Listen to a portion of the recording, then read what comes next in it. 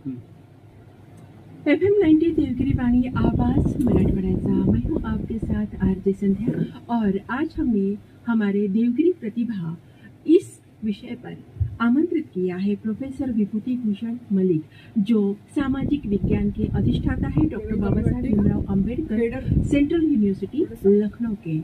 बहुत बहुत स्वागत है आपका हमारे इस स्टूडियो में। और FM 90 देवगिरी वाणी जो मूलतः शैक्षिक विचारों को लेकर और ज्ञान प्रबोधन को लेकर ये स्टूडियो चलता है, इसके विषय जो है आज देवगिरी प्रतिभा में आप आमंत्रित हो, आपका बहुत बहुत स्वागत है। धन्यवाद। सबसे पहले आपका जो व्यक्तित्व है उसे हम प्रभावित तो है ही, पर हमारे जो छात्र हैं उनके लिए आपका जो व्यक्तित्व है उसमें आपकी शिक्षा से लेकर जो आपको गुरु मिले हैं उनसे लेकर आप क्या बात करना चाहेंगी। आप शिक्षा के जो विचार हैं आपकी जो बचपन के शिक्षा और संस्कार के। मूलतः मैं उड़ीसा से हूँ और मेरे पूरे बचपन और अप टू ग्रेजुएशन की मेरा जो शिक्षा है वो उड़ीसा की एक डिस्ट्रिक्ट है, केंद्रापड़ा डिस्ट्रिक्ट में हुआ है और मैं मूलतः वर्नाकुलर मीडियम में पढ़ा हूँ। अच्छा।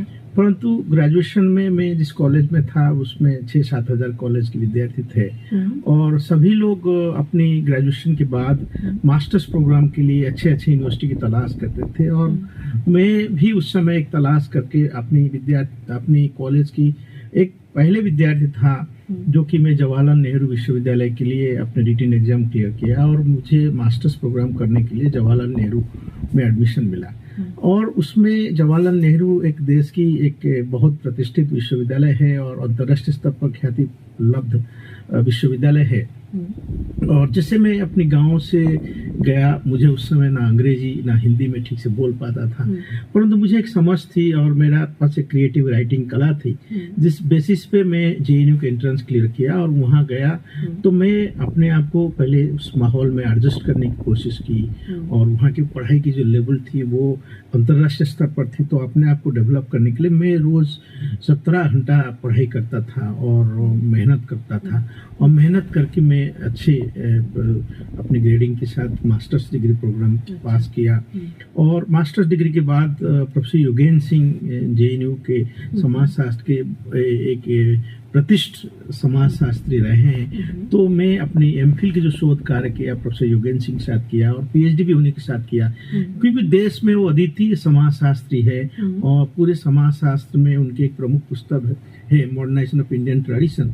उस पुस्तक से वो बहुत चर्चित है और अंतर्राष्ट्रीय ख्याति लब्ध समाजशास्त्री है और मैं सौभाग्यवान हूँ कि मुझे उनकी सानिध्य मिला और मैं अपनी MPhil और PhD उनके निर्देशन में कर पाया और वो मुझे एक बहुत बड़ा रिकग्निशन है, एक डिस्टिंक्ट फैक्टर है मेरे कैरियर के लिए कि मैं उनसे मार्गदर्शन प्राप्त करके MPhil और PhD कंप्लीट किया। उसके बाद फिर मुझे अपने शैक्षणिक कार्यक्रम में दयालबाग एजुकेशनल इंस्टीट्यूशन आगरा में रहा, फिर महात्मा गांधी काशी विद्यापीठ एक बहुत अच्छा संस्था है बनारस में, वाराणसी में, जिसको गांधी जी ने स्थापित किया था, तो वहाँ पर मुझे पढ़ाने का अवसर मिला और वर्तमान में मैं बाबा साहेब भीमराव अंबेडकर केंद्रीय विश्वविद्यालय लखनऊ में प्रोफेसर हूँ और मैं संकाय अध्यक्ष भी रहा हूँ और यूनिवर्सिटी का चीफ कुलानुशासक मुख्य कुलानुशासक के रूप में ही रहा हूँ। तो यूनिवर्सिटी के अनेक एडमिनिस्ट्रेटिव कार्य में भी योगदान देता हूँ। परंतु मेरा जो मेन संदेश है बच्चों को कि कोई भी विद्यार्थी एक बहुत निम्न स्तर से आके भी अपने आप को प्रतिस्थापित कर सकता है अगर आप में लगन है और सीखने की इच्छा है और आप डेडिकेशन के साथ कार्य करते हैं तो जरूर आप एक दिन कामयाब हासिल करेंगे और एक मुकाम तक पहुंचेंगे। बहुत अच्छा आपने कहा कि आपने शिक्षा संस्कार और अभी आपने प्रशासनिक जो आपका अनुभव है उसको लेकर भी चर्चा की है, तो उसको लेकर आपने कुछ लिखा है। आपके जो 2 ग्रंथ है सामाजिक पारिस्थितिकी और भारत में गरीबी, ये जो आपका विषय है वो आपको चयन करते वक्त कौन सी समस्या आपके सामने पहले थी? क्योंकि हम जब लिखते हैं तो हमारे सामने कुछ ना कुछ होता है कि इस पर हमें काम करना है, तो कौन सी समस्या आपको दिखती है? हम लोग समाजशास्त्री हैं, एक समाज वैज्ञानिक होने के नाते समाज की जो तानाबाना है उसको हमेशा देखते हैं, अवलोकित करते हैं और उसके आधार पर एक नई दृष्टि देने की कोशिश करते हैं। तो मैंने जब अपना अध्ययन की शुरुआत की रिसर्च के दौरान, मैंने पहले तो गरीबी पे काम किया, क्योंकि उस समय गरीबी को लेकर काफ़ी चर्चा होती थी, और खास करके जो गरीबी रेखा की जो आकलन है, उस आकलन का हम ये एक प्रकार की कहते हैं कि ये आर्थिक आधार की आकलन है, परंतु गरीबी मूलतः एक सामाजिक समस्या है और उसको सामाजिक संदर्भ में और सामाजिक तानावाना के आलोक में ही देखना चाहिए, ना कि केवल गरीबी रेखा की और ये निर्धारित कर देना कि अगर आप इतने पैसा कमाते हैं तब आप गरीब नहीं है। ऐसे एक आकलन एक स्पष्टता नहीं प्रदान करता है, क्योंकि एक रेंज जो है बहुत बड़ी और बहुत मतलब मान लेते हैं अगर पैसा के आधार हो तो उस आधार पर गरीबी का आकलन करना नहीं चाहिए। तो उसके लिए बहुत सारे इंडिकेटर्स हैं, जैसे कि आपकी जो कास्ट आइडेंटिटी है, आपकी जो एजुकेशनल स्टेटस है, आपकी हेल्थ स्टेटस है, आपकी जो सोशल रिलेशनशिप है, नेबरहुड है, नेटवर्किंग है, तो इन तमाम आधार पर ही गरीबी जैसी समस्याओं को देखा जाना चाहिए। मुझे लगता है मैं इन सारी बातों से प्रेरित होकर इस टॉपिक पे काम किया और मेरा पुस्तक भारत में गरीबी प्रकाशित है। और दूसरी जो इम्पोर्टेंट बात है खास करके पर्यावरण को लेकर है, पारिस्थितिक संकट को लेकर है। वैश्वीकरण के दौर में भारत में ये पारिस्थितिक जो समस्या है, जो संकट है, वो उभर के आया है और उस संकट को कैसे समझा जा सकता है। मैं मूलतः जो जनजातीय समाज है और उनकी जंगल के बीच में जो अंतर संबंध है, वो अंतर संबंध किस प्रकार की है और वो अंतर संबंध किस प्रकार की विकास के परिणाम स्वरूप एवं सरकार की नीतियों के परिणाम स्वरूप और जो लेजिस्लेशंस हैं और उसके आधार पर किस प्रकार की जल, जंगल और जमीन प्रभावित हो रही है, खास करके जो जनजातीय समाज में किस प्रकार की पारिस्थितिक संकट उत्पन्न हो रहा है। तो मैं प्रमुखतः इस पर अध्ययन किया हूँ और मेरी जो पुस्तक है social ecology of forest resources, उस पर मूलतः ये एक अंतर संबंध हम दर्शाने की कोशिश करते हैं, जल, जंगल और जमीन के बीच में अंतर संबंध किस प्रकार की। बहुत अच्छा कहा आपने कि गरीबी को किसी भी सीमा में सीमित नहीं करना चाहिए। और अभी आपने बनारस विश्वविद्यालय का भी जिक्र किया और लखनऊ में आप केंद्रीय विश्वविद्यालय के तौर पर यहाँ पर काम किया है और काम कर रहे हैं। तो वहाँ का, और अभी आप महाराष्ट्र में आए हो, तो वहाँ यहाँ के जो विश्वविद्यालय है, यहाँ के जो महाविद्यालय है, उनमें क्या क्या आपको अंतर नजर आया है, या शैक्षिक तौर पर और सामाजिक तौर पर? ऐसे देखा जाए कि महाराष्ट्र की जो विश्वविद्यालय हैं उनका बहुत बड़ा योगदान है इस देश में। खास करके अगर प्रमुखतः Gokhale institute of economics and social science की बात करें, Tata institute of social science की बात करें, मुंबई विश्वविद्यालय की बात करें और पुणे विश्वविद्यालय की बात करें, ये अपने देश में इनका अपना एक महत्व है।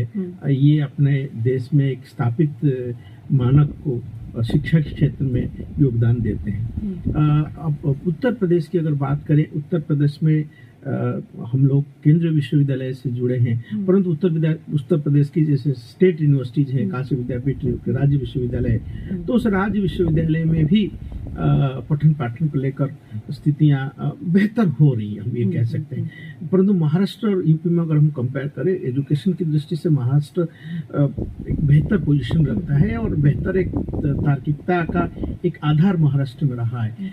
उत्तर प्रदेश में धीरे धीरे ये कोप अप कर रहा है और उत्तर प्रदेश की जो राज्य विश्वविद्यालय, खास करके हम अगर लखनऊ विश्वविद्यालय की बात करें, समाजशास्त्र के संदर्भ में लखनऊ विश्वविद्यालय की बात करें, तो जैसे बॉम्बे स्कूल हम समाजशास्त्र में है, उसी प्रकार की लखनऊ स्कूल भी है। वो भी देश में एक बहुत प्रतिष्ठित विश्वविद्यालय और समाजशास्त्र क्षेत्र में बहुत बड़ा कॉन्ट्रीब्यूशंस हैं। तो इस कड़ी में हम ये कह सकते हैं कि ये यूनिवर्सिटीज अपने जो सोशियो पॉलिटिकल एस्पेक्ट्स हैं, जो सामाजिक राजनीतिक माहौल है, सांस्कृतिक माहौल है, जो समाज की तानावाना है, तो उसका एक रिफ्लेक्शंस है। और अगर हम सामाजिक प्रगति के संदर्भ में देखें तो महाराष्ट्र ज़्यादा प्रगतिशील है, आर्थिक रूप में ज़्यादा संपन्न है कंपैरेटिवली उत्तर प्रदेश की तुलना में। और उत्तर प्रदेश का एक बड़ा राज्य है, उसका भी अपना एक लिमिटेशंस है, फिर भी उत्तर प्रदेश पूरे देश को एक राजनीतिक दिशा और दशा प्रदान करता है। क्योंकि अक्सर हम लोग ये बात कहते हैं कि अगर प्राइम मिनिस्टर की कुर्सी को अगर देखें तो वो दिल्ली होके गुजरता है, मतलब लखनऊ उत्तर प्रदेश होके गुजरता है, बिहार। और तो कहने का मतलब है कि राजनीतिक कॉन्ट्रीब्यूशन है, जो पॉलिटिकल कॉन्शियसनेस है, तो उत्तर प्रदेश में काफी महत्वपूर्ण भूमिका अदा करता है। ऑफकोर्स महाराष्ट्र में भी अगर बात करें, महाराष्ट्र में भी पॉलिटिकल कॉन्शियसनेस और जो सोशल मूवमेंट्स हैं और सामाजिक समानता को लाने के लिए बाबा साहब अम्बेडकर की बहुत बड़ा योगदान है, भारतीय संविधान को बनाने के लिए बहुत बड़ा योगदान है। तो ये हमारे देश इतना विशाल है और एक इतना ये हमारे देश का अपना एक ब्यूटी है।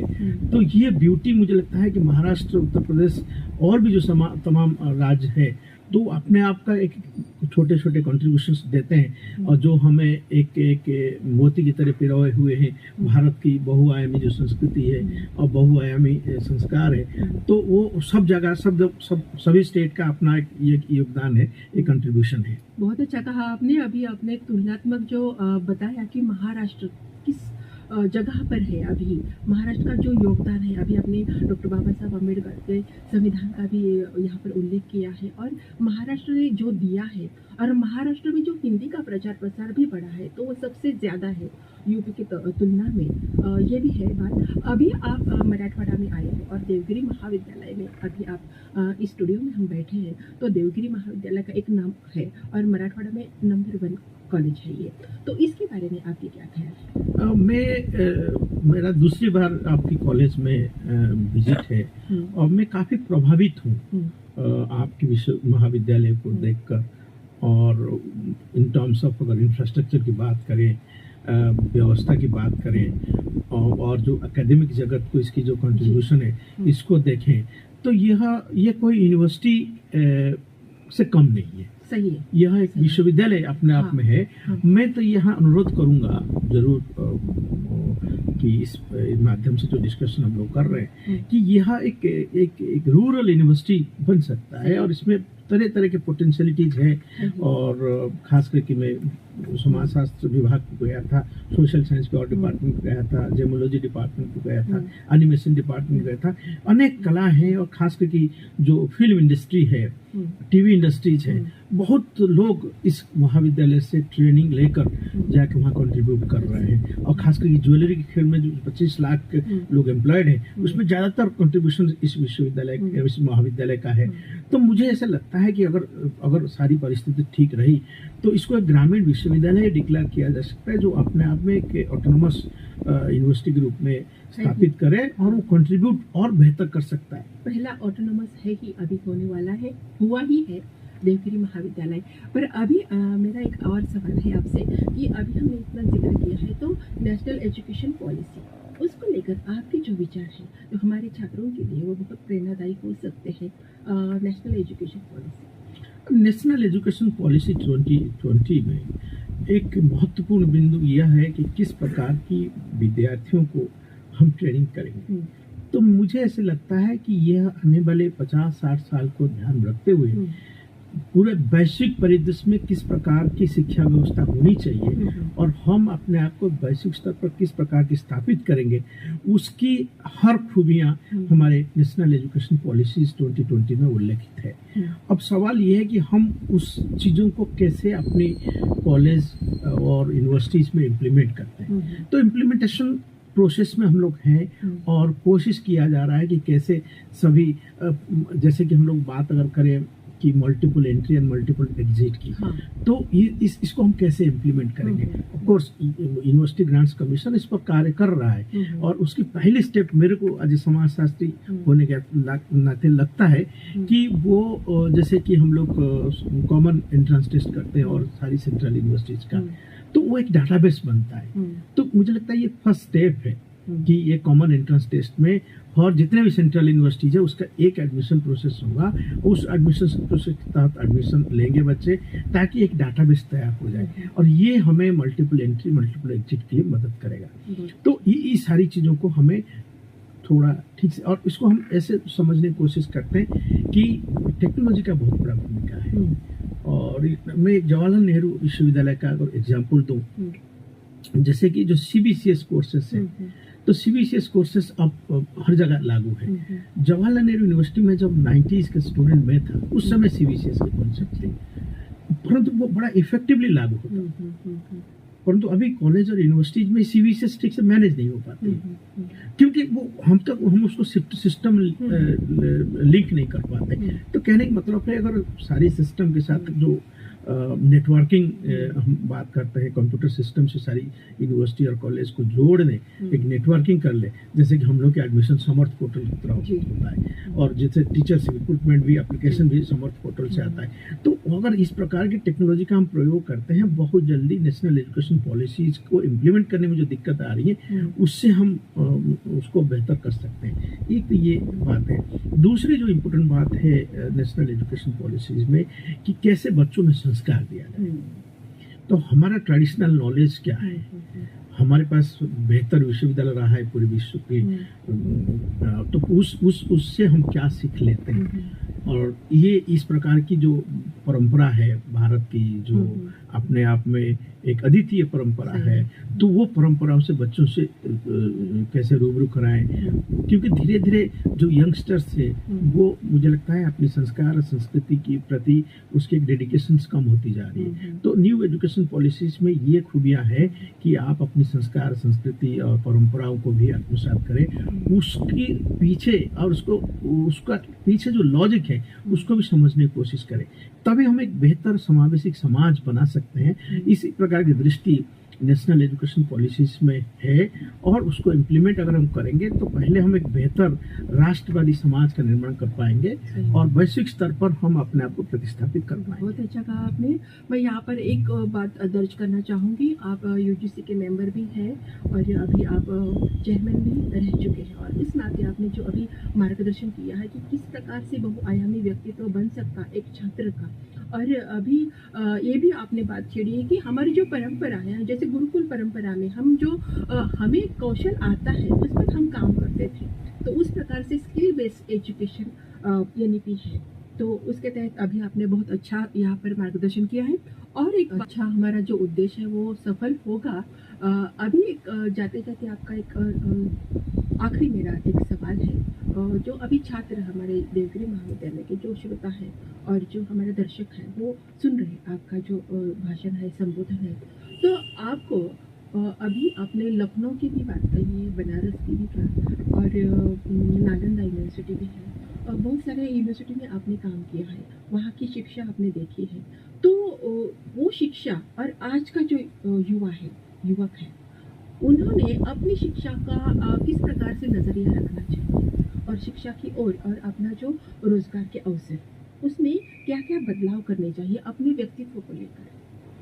पहली बात तो मुझे लगता है कि विद्यार्थियों को एक कैरियर पर्सपेक्टिव स्पष्ट रूप से रखनी चाहिए कि हम क्या बनना चाहते हैं, क्योंकि अगर आप नेशनल एजुकेशन पॉलिसीज में देखेंगे तो वो उसमें ये कहता है कि आप बच्चों की वो क्वालिटी ढूंढिए कि बच्चा किस ओरिएंटेशन में जाना चाहता है, क्या करना चाहता है।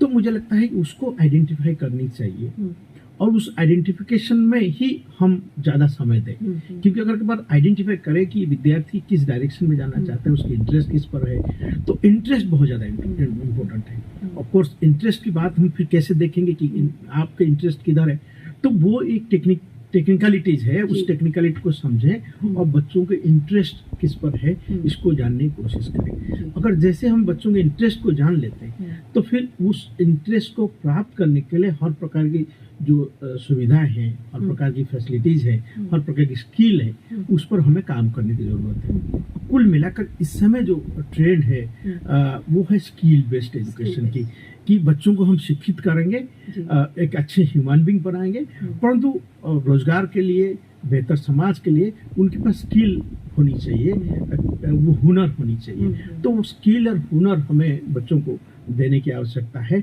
वो आइडेंटिफाई अगर हो जाएंगी तो हम स्किल और हुनर देने में सफल होंगे। तो हमारा फोकस ये है स्किल बेस्ड एजुकेशन होनी चाहिए।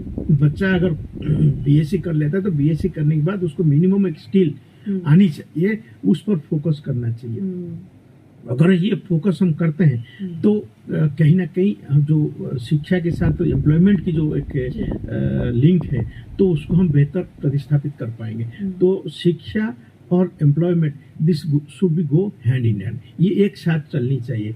तो इसीलिए विद्यार्थियों को पहले तय करनी चाहिए, और तय करने के लिए उनकी वो अपनी सामाजिक आर्थिक पृष्ठभूमि को भी आधार रख सकते हैं, पारिवारिक पृष्ठभूमि को आधार रख सकते हैं। अगर हम परिवार में समस्याएं हैं, हमें जल्दी जॉब पानी है, तो ऐसे कुछ कोर्सेस करना चाहिए ताकि वो धीरे धीरे अपने आप को एम्प्लॉय कर सके। और आजकल पढ़ने की बहुत सारी अपॉर्चुनिटीज आ गया है कि अगर आप सपोज ग्रेजुएशन के बाद भी अगर नहीं पढ़ना चाहते, घर की परिस्थितियां नहीं है, 10th के बाद भी नहीं करना चाहते, घर की परिस्थितियां नहीं है, ऐसे कुछ स्किल सीखे, जैसे for example 8th 9th standard से अगर कोडिंग करना सीखे, तो आप 2 साल में 3 साल में अच्छे पैकेज में बिना किसी डिग्री हासिल किए आप प्राप्त कर सकते हैं। आप बहुत पैसा कमा सकते हैं, आप घर परिवार को सपोर्ट कर सकते हैं। तो कुल मिलाकर इस प्रकार की माहौल हमें पहले क्रिएट करने की जरूरत है, और बच्चों को हमेशा एक स्किल सीखने की, मैं सोशल साइंस की एक विद्यार्थी हूँ, मैं अपनी सोशल साइंस की विद्यार्थी को कहता हूँ कि उन पर भी स्किल सिखा जा सकता है। इस समय डाटा साइंस की युग है, अगर हम अपने विद्यार्थियों को